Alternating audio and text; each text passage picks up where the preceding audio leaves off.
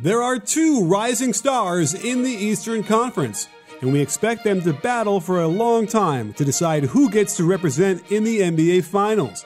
While Jayson Tatum splashed on the scene as a rookie in the playoffs, leading his team to a hard-fought 7-game series versus the Cavs, Pascal Siakam paid his dues for a couple of years before being a vital cog on a championship team in Toronto. So, let's examine their individual games closely to see if it's possible to decide who is better.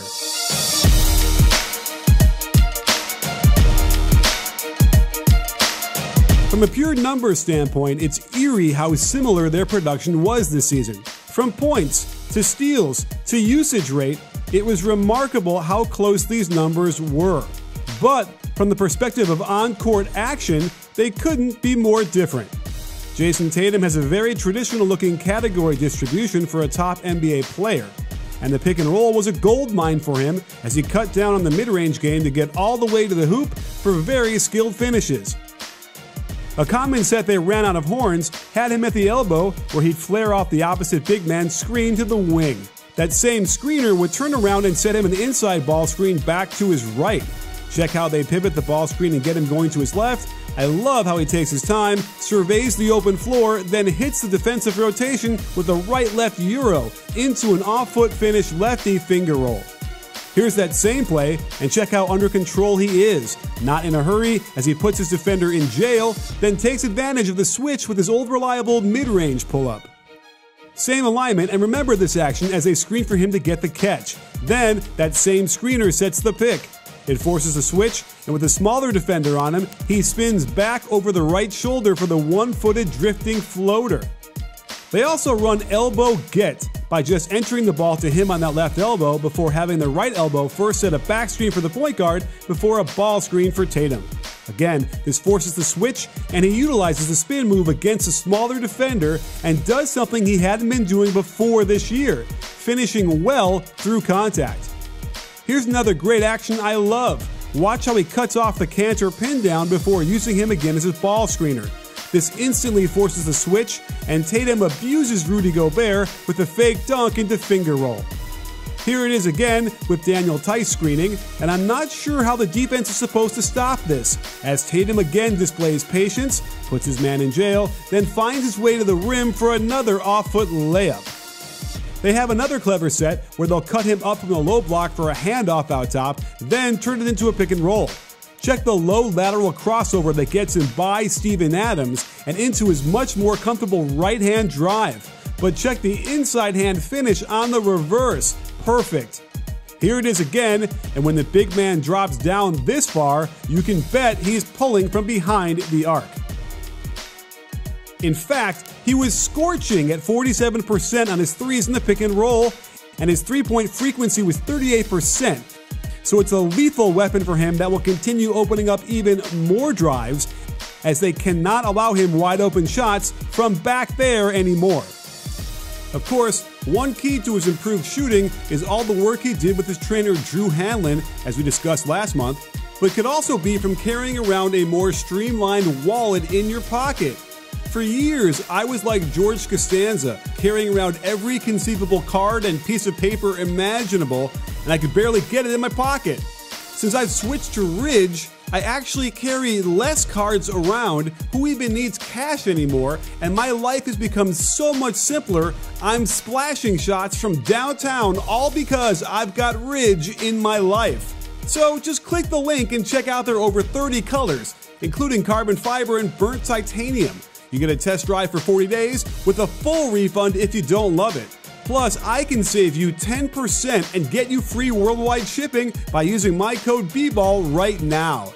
I guarantee it'll give you the confidence to get on the court, run a pick and roll, force a switch, and isolate on the mismatch, which is exactly how Jayson Tatum gets most of his ISOs. And in all of these possessions, you get a sense of how varied his game is, from hitting deep step-back threes, to finding space in the mid-range before the defender can recover to get a hand up, to lowering his shoulder to get into the paint and score at the rim despite the late double team coming over. When he couldn't get Ben Simmons off of him with a screen, he seemed to take the challenge personally, And after the through-the-legs dribble, he's right by Simmons and then smashing all over Al Horford. I mean, wow. And don't tell me these two young stars don't have a rivalry. Again, Tatum finds himself with 12 seconds to use out top, so he hits him with the Harden sidestep right straight down into the hoop. The IQ on the court for the Celtics was high, as they never missed an opportunity to attack a mismatch the second it materialized. Going right to Tatum on the left wing, where he just abuses his defender one-on-one for the between-the-legs pull from 3. And they discover the mouse in the house very early in this possession. He's simply allowed to take mismatches like this one-on-one every time. Here's my favorite, the fake pull-up off the dribble into an inside-out blow-by, and more evidence of him finishing strong through contact.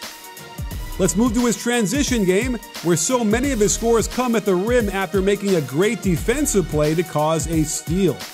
He's a good positional defender and makes great use of his long arms to get into passing lanes and disrupt dribbles. But he's also become a monster in the open court, taking the challenge of multiple defenders trying to stop him and finishing around, over, and through them, wreaking the kind of havoc on both ends of the floor that is rare in today's game with so many specialized players. He's also developed into a solid spot-up player, letting the offense work to generate his shots for him. Here's that same flare cut out of Horns we showed earlier, only this time they flow into pistol action as he hands off to Hayward, who then gets the inside ball screen. Watch how Tatum's man has to bump down to the roll man, and when Tatum lifts up to the wing, he's got an open catch and shoot. They get something similar here as Tatum hands off to Brown, who uses the canter ball screen. This takes the focus of Tatum's man, and he can attack the closeout with one long dribble and softly offer up this floater off the glass. Double ball screens are a staple of the Celtics offense, and they love to make Tatum the first screener, cut the second screener out of there, and then get a spot up, where he can attack the closeout by splitting his feet on the catch and getting right to the rim. And this time, it's the same action, but he splits going to his left, then displays an impressive finish to stretch from 12 feet out to lay this up over DeAndre Ayton with the left hand. And when the big man rolls hard off that second ball screen, it can create havoc with the defense and get him wide open 3 balls from the wings, where he can take his time to line this swish up. Now, let's look at how Siakam attacks out of Toronto's offense. And I gotta tell you, his category frequency is pretty darn unique if you ask me.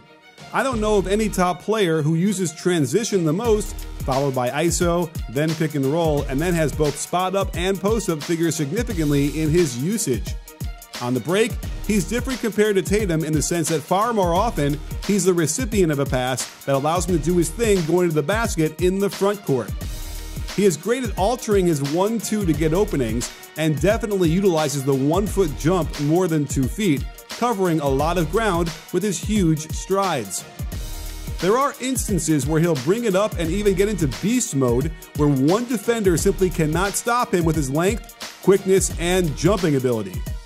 He's got the Euro into offhand finish down pat, and he's getting better at finishing through contact.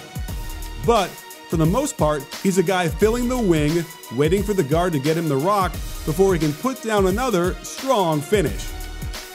Next up is isolation, where he gets the vast majority of these in the Raptors offense.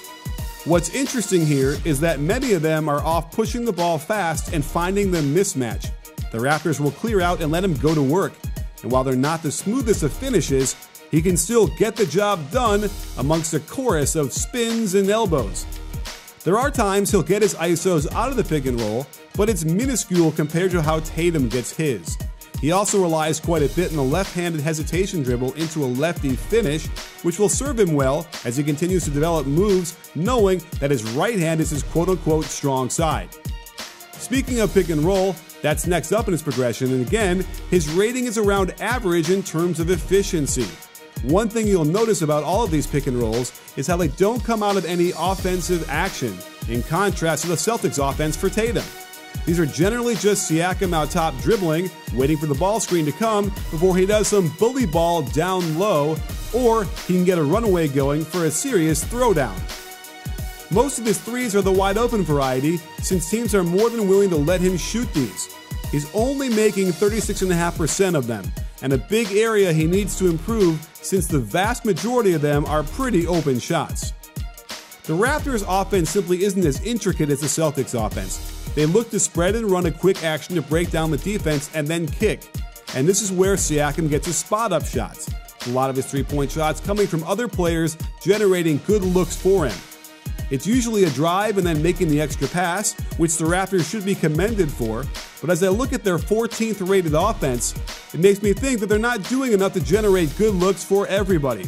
While a simple pin down into a pop for three gets them a wide open shot for Siakam, in the bigger picture, they're going to need more intricate actions with better execution to take a big jump and get that offensive rating into the top 10.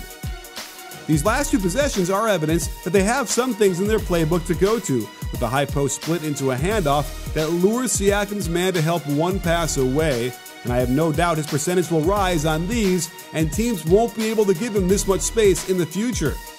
And this pitch to pick with cutters finds Siakam moving to the right corner, where he gets the majority of his spot-up shots from the perimeter, and he knocks down the wide-open three-ball.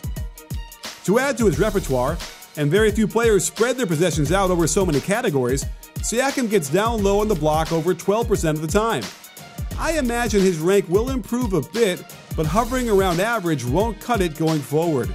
His post-game seems a bit unique in that he prefers going baseline from both blocks. On the left side, he'll turn over the right shoulder way more to get to the hoop and finish, while on the right block, he'll turn over the left shoulder in order to power up with a strong right hand, usually with a mismatch where he's not afraid of his shots getting blocked. So in the end, while their numbers are almost the same, it seems clear which way you have to go.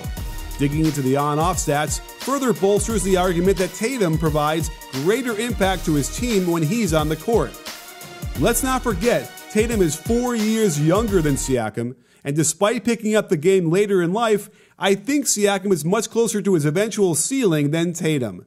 But I'm excited to watch these two teams become a real rivalry and go at each other year after year in the playoffs, and hopefully get some more of the individual matchup between Pascal Siakam and Jayson Tatum. If you like this video, please give it a thumbs up and subscribe to B-Ball Breakdown so you can get alerted right away when we drop a new video. This season will be filled with incredible content, so don't miss it. You in?